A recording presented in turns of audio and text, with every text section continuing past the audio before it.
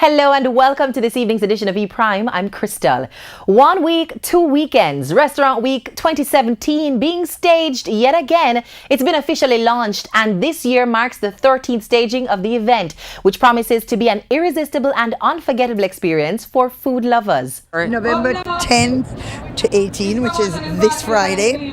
And as always, we have our morning bites, which is morning, people. Then we have Nyam and Scram. This year we have like 25 lunchtime ones who have 30% off. Amazing combos. We have everything in Nyam and Scram from Vietnamese to roti to Jamaican food to Chinese. And then of course we have our dinner, which is we have the dinner categories which range from $1,850 to $4,300, and we're in 7 cities. We're gone to Old Harbour this year. We're in Bluefields. We're all over. So of course your best source to check it out is on the website, the Gleaner website, the Restaurant Week website. RDR Gleaner, our title sponsor. So there, all the menus are on there. You can check out everything, and there's something for everyone.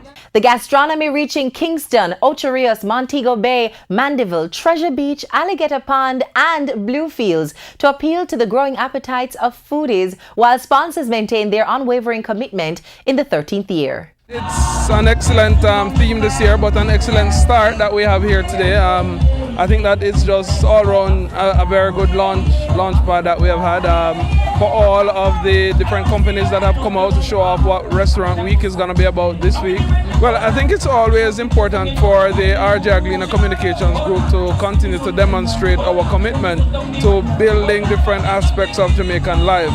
And in this case, what was a Restaurant Week affair, which was about dining out, the opportunities for having meals and focusing on that, that was important by itself. I think now what we're trying to do is to expand that into showing that there are different aspects, things that come from the agricultural sector that make their way into the things that we do in preparation of our meals. It's back, repaired and replaced. Bob Marley's star is now back on the Hollywood Walk of Fame in Los Angeles, California. The king of reggae star was found vandalized on the Walk of Fame in late October. Reports are that the star was apparently pounded with a sledgehammer or something heavy. The monument was replaced by representatives of the Hollywood Chamber of Commerce last week to the tune of $3,000. The chamber administers the popular tourist attraction. And on the international scene, R&B songbird Mariah Carey is one of this year's nominees for the 2018 Songwriters Hall of Fame.